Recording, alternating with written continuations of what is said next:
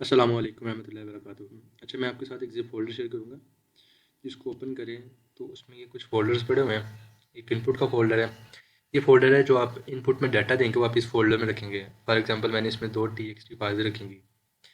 जो इनपुट में डाटा देना है वो आपने .txt एक्सटेंशन वाली फाइल्स में आपने उसको देना है। मैंने 2 फाइल्स रखी हुई हैं इसमें, ठीक है? उसमें थोड़ा-सा डाटा है अभी। उसके बाद ये आउटपुट का फ़ोल्डर जो आपकी आउटपुट होगी वो इसमें आउटपुट जनरेट होगी आएगी। उसके बाद प्रॉम्प्ट वाला फ़ोल्डर है, प्रॉम्प्ट भी आपने .txt वाली फाइल में रखनी है। ये सारी प्रॉम्प्ट है, आप यहाँ पर अपनी प्रॉम्प्ट इसको डिलीट करके ना अपनी प्रॉम्प्ट रख लीजिएगा। और ये लास्ट में हमारा जो है ना पाइथन का प्रोग्राम है जिसको हम रन करेंगे। यहाँ पर मैं राइट क्लिक करता हूँ, open with V S code. V S code एक एडिटर है जिसमें ये ओपन हो जाएगा हमारा पाइथन का प्रोग्राम, और इसको फिर हम यहाँ से रन करेंगे। ये हमारा पाइथन का कंप्लीट प्रोग्राम आ गया। इसको मैं run Python file in dedicated terminal, ठीक है? इसको यहाँ पर मैं रन कर रहा हूँ। रन करने पर हमारे पास एक GUI इंटरफेस आ जाएगा,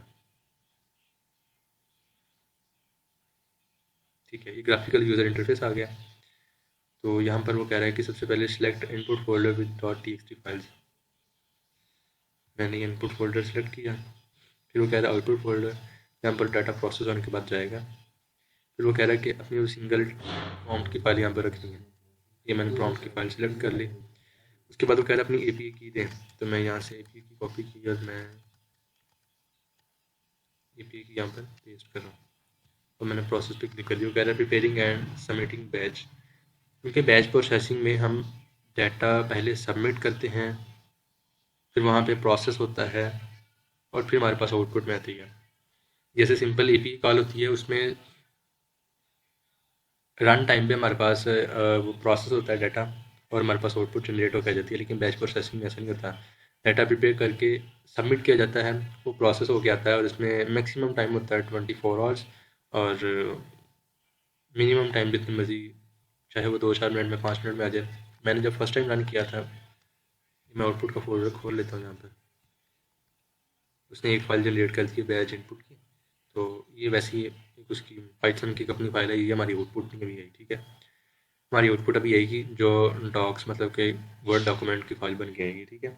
अब जो बैच प्रोसेसिंग उसमें टाइम काफ़ी लगता है। जब मैंने फर्स्ट टाइम ये प्रोग्राम रन किया इसको, मतलब कि पूरा बनाने के बाद, लिखने के बाद, इसको जब रन किया पाइथन के प्रोग्राम को, तब मेरी आउटपुट आई थी, आप कह लें कि 2-4 मिनट में या मैक्सिमम 5 मिनट में आ जाएगी।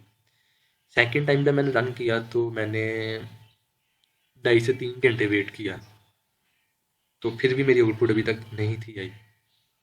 तो अब की बार देखते हैं कितना टाइम लगता है।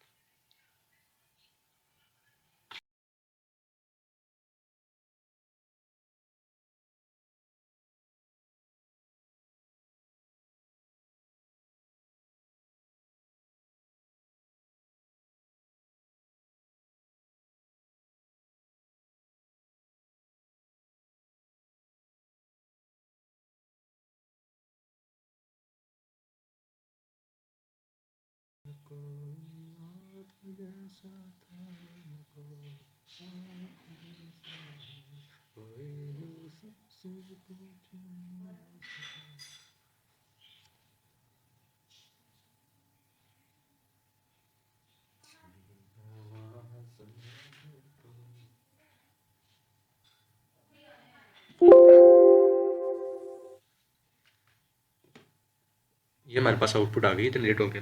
क्यों कह रहा है कि batch processing completed successfully. Okay पे क्लिक किया, यहाँ पर जाके हम इसको देखते हैं आउटपुट को।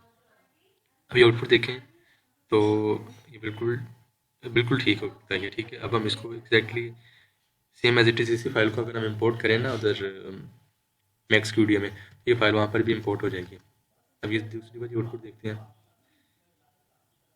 बिल्कुल भी बिल्कुल ये वाली आउटपुट भी बिल्कुल ठीक है। ये देखें, हैशटैग कोड, और उसके बाद ये हमारी लाइन है और एंड कोड, मतलब कि उसने फ्रेमवर्क के मुताबिक इनपुट टेक्स्ट के ऊपर अप्लाई कर दिया। प्रॉम्प्ट के मुताबिक फ्रेमवर्क को इनपुट टेक्स्ट पे अप्लाई कर दिया, और अप्लाई करने के बाद उसने हमें एक स्ट्रक्चर्ड फॉर्म में डाटा आउटपुट में भी दे दिया है। अब हमारा जो बैच प्रोसेसिंग है वो सक्सेसफुल हो गई है। ठीक है, अब मैं एक बार आपको दोबारा एक्सप्लेन कर देता हूँ वर्कफ्लो को। बेसिकली ये पाइथन का प्रोग्राम है, एक वर्कफ्लो बनाया है हमने, जो क्या करता है कि इनपुट फोल्डर से हमारा डाटा लेता है और हमारी प्रॉम्प्ट को उठाता है और हमारे फ्रेमवर्क को इनपुट डाटा पे अप्लाई करने के बाद आउटपुट में यहाँ पर दे देता है।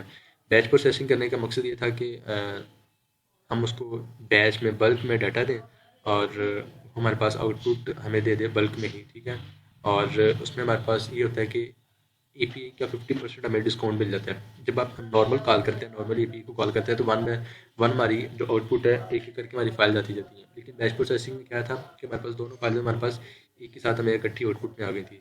तो ये हमारा बैच प्रोसेसिंग हमारी सक्सेसफुल हो गई है।